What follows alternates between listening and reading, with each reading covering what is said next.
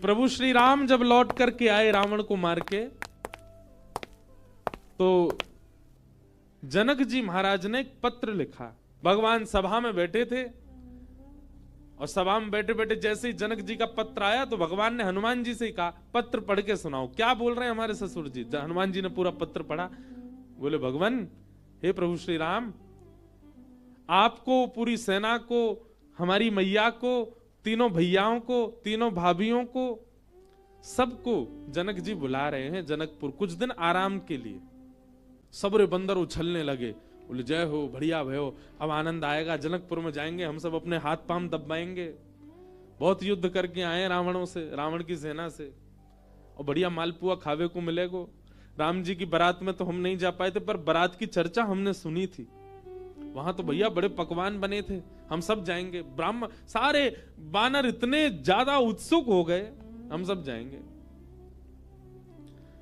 बानरों की उत्सुकता देख करके राम जी बोलो, शांत हो जाओ भैया। अब भाई देखो, हमारा निर्णय यह है कि जनकपुर हमारी ससुराल है, और कहीं भी नाक कट जाए चलता है, पर ससुराल में हमारी नाक ऊंची रहनी चाहिए।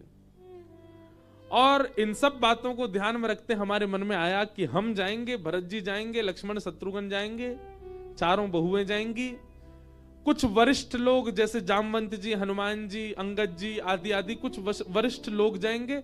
बाकी बानरों से हमारी प्रार्थना, आप तो यहीं सरजू जी के तट पे अयोध्या में ही रहो, आप लोग मत चलो। बानर सब उदास हो गए। बोले, क्यों, हम क्यों नहीं चले? बोले, आप लोगों का स्वभाव ऐसा ही है, किसी से भी छीन के खा जाते हो, कहीं पर भी मलमूत्र त्याग देते हो, कहीं भी उछल कूद कर देते हो, डाले तोड़ देते हो, वन उजाड़ देते हो। और जनकपुर हमारी ससुराल है। हमारे सामने किसी ने कह दिया कि अरे देखो, वो वन पूरे बानरों ने उजाड़ दिया। बानर किसके? बोले, राम जी के। तो हमको तो बहुत बुरा लगेगा, लेकिन आप लोगों का यही स्वभाव है, तो क्या करें? इसलिए आप लोग तो अयोध्या में, इसको कितना भी चलो उजाड़ो, ये रहेगा अपने ही लोग हैं, सुधार भी देंगे। अब वो तो ससुराल है, वहां तो संकोच हो जाएगा हमको। बानर सब नीचे मुंह करके बैठ गए। राम जी तो अपनी घोषणा करके चले गए।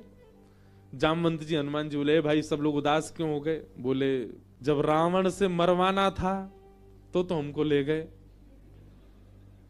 और जहां रसगुल्ला मिलेंगे, मालपुआ मिलेंगे, फल मिलेंगे, मेवा मिलेंगे, सेवा मिलेगी, वहां हमको छोड़ के जा रहे हैं। हाँ, यही बात है। हाँ, ये था कि मृत्यु सामने, वहां बानर आगे, और जहां मालपुआ आगे, वहां बानर नहीं छोड़ जा रहे हैं। जामवंत जी ने हनुमान जी से कहा, हनुमान जी आप जाके निवेदन करो। बोले, देखो हम तो कुछ नहीं कहेंगे, हमारे स्वामी हैं, उनकी आज्ञा हमारे लिए सर्वोपरि है, आप बड़े हो, सीनियर हो, आप ही बात करो। जामवंत जी गए और राम जी से कहा, देखो सब बानर बहुत उदास हो गए, आप ऐसा मत करो, मैं जिम्मेवारी लेता हूं, एक पत्ता भी जनकपुर का टूटेगा नहीं, किसी वृक्ष का। बोले, आपके ससुराल में एक चीज भी यहां से वहां नहीं होगी, हमारी गारंटी। राम जी बोले, भैया 100, 200, 300 बंदर नहीं है, करोड़ों बंदर हैं, किस किस को संभालोगे? बोले, हमारी जिम्मेवारी। मैं वचन देता हूं, आपकी ससुराल में एक बात भी ऐसी नहीं होगी जिससे आपको संकोच अनुभव हो। अच्छा देखो, राम जी को संकोच की कोई चिंता नहीं है, तो लीला कर रहे थे, राम जी आनंद कर रहे थे। जामवंत जी बोले, सब बानरों की जिम्मेवारी मैं लेता हूं। राम जी बोले, देख लो, फिर हम कुछ बात होगी हम तुमसे ही कहेंगे। जामवंत जी बोले, आप कह लेना हमसे, बस जिम्मेवारी हमारी। ठीक है। जामवंत जी बाहर आए, बाहर आकर के सब बानरों से बोले, हाँ भैया सुनो, राजी हो गए राम जी आप सबको ले जाने के। बंदर तो छलन लगे, जय हो राजा रामचंद्र भगवान की जय हो, हमारे जामवंत जी की जय हो, अब तो जाएंगे, खूब आनंद करेंगे। बोले, लेकिन सावधान, मैंने जिम्मेवारी ली है, एक पत्ता भी नहीं टूटना चाहिए जनकपुर के किसी वृक्ष का। बानर बोले, बिल्कुल नहीं टूटेगा, आप तो बिल्कुल आज्ञा करो, कैसे चलना है? बोले, सब मुझे देखो, जो मैं करूं वही करना, जब मैं बोलूं तब बोलना है, जब मैं शांत रहूं तब, यहां तक कि श्वास भी मेरे संगी लेनी है सबको। मैं जब छोड़ूं तब छोड़नी, तब लेनी तब लेनी, मैं जब मुड़ूं तब मुड़ना, मैं जब देखूं तब देखना, मैं जब सोऊं तब सोना, मैं जब खांसूं तो खांसना। बानर बोले, ठीक है। राम जी बोले, एक बार हमको डेमो दिखाओ। जामवंत जी ने अपना उल्टा हाथ उठाया, सारे बानरों ने अपना उल्टा हाथ उठाया। जामवंत जी हंसे तो सबरे बंदर हंसे। राम जी बोले, चलो ठीक है, अब चलते हैं जनकपुर। आहा, जनकपुर की ओर जा रहे हैं।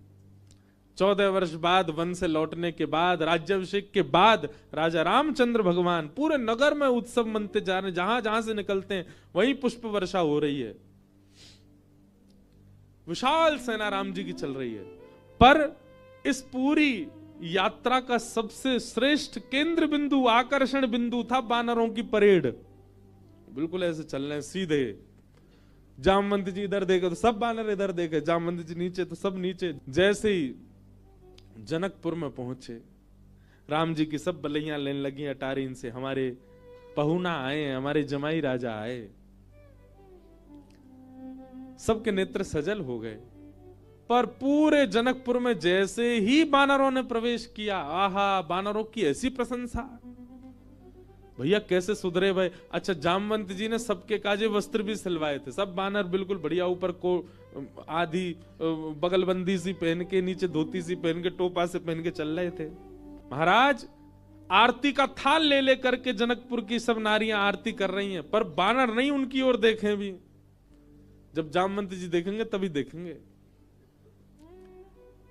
जनक जी महाराज ने स्वागत किया और स्वागत करके खूब प्रेम से वार्ता हुई। ऊपर बोले, भैया पूरे जनकपुर में हल्ला है आपके वानरों का, कैसी सेना, लग रहा है देखते ही बनता है कि यही वानर मार सकते हैं रावण की सेना को।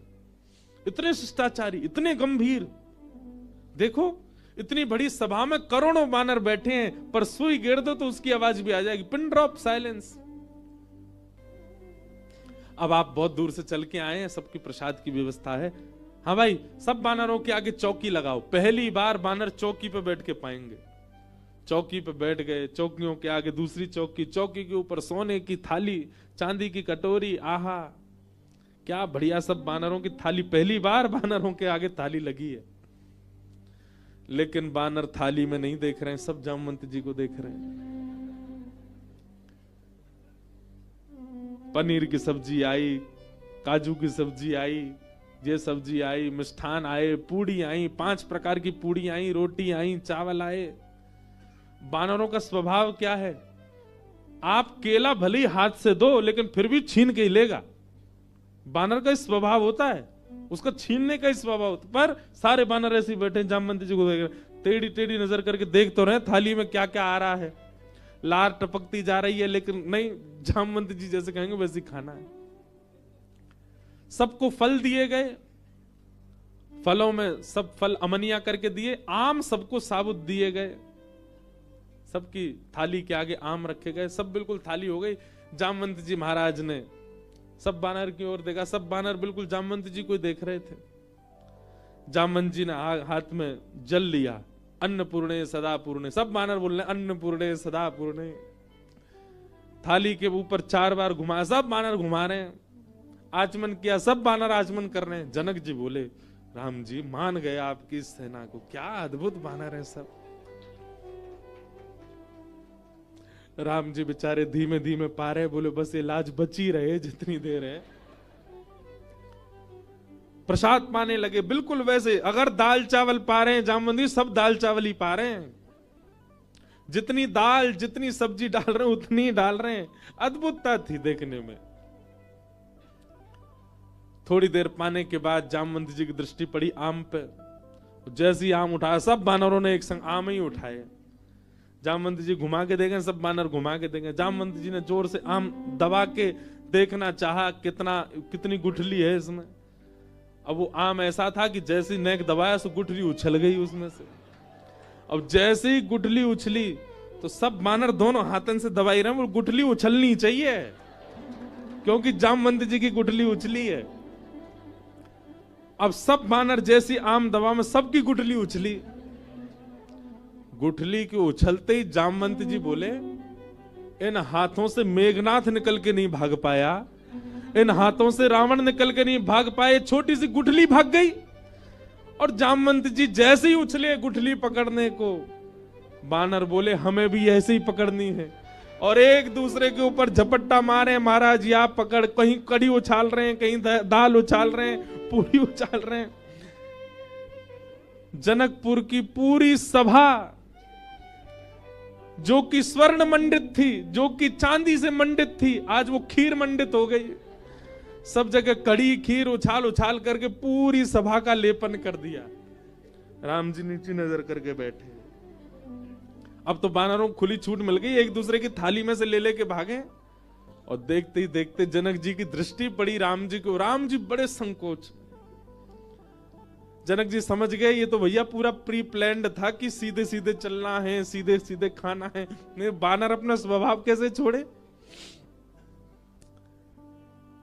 राम जी को संकोच में देख जनक जी ने उनको हृदय से लगाया। बोले हम बिल्कुल अप्रसन्न नहीं है, हमको प्रसन्नता है कि इतना आनंद हुआ आज जनकपुर में इतने दिन बाद।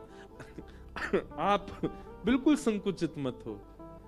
लेकिन सबसे ज्यादा संकोच हो रहा था जामवंत जी को। मैंने जिम्मेवारी ली थी और मैंने बिगाड़ दिया सब काम। जब जनक जी को राम जी को हृदय से लगाते हुए देखा तो जामवंत जी के मन में आया मैंने बहुत बड़ा अपराध कर दिया आज। जितने प्रेम से राम जी अपने ससुर जी को हृदय से लगा रहे हैं, हे भगवान मेरे अपराध का पीड़ा जो मेरे चित्त में है वो तभी दूर होगी जब इतने प्रेम से ठाकुर जी मुझे भी अपने हृदय से लगाए। जी की हृदय की भावना राम जी पहचान गए। और जब वापस जनकपुर से लौटने का समय आया 6-7 दिन बाद, जामवंत जी से राम जी ने एकांत में कहा हम आपके मन के भाव जान गए। जब जनक जी हमको हृदय से लगा रहे थे आपके मन में आया था कि कभी आप भी हमको ऐसे हृदय से लगाओ। अब अभी हृदय से लगाने में वो बात नहीं होगी। जब आप अपनी पुत्री का वर्ण हमारे साथ करोगे, हम आपके दामाद बनेंगे, तब आप हमको इसी भाव से हृदय से लगाना, तब आपकी इच्छा पूरी होगी।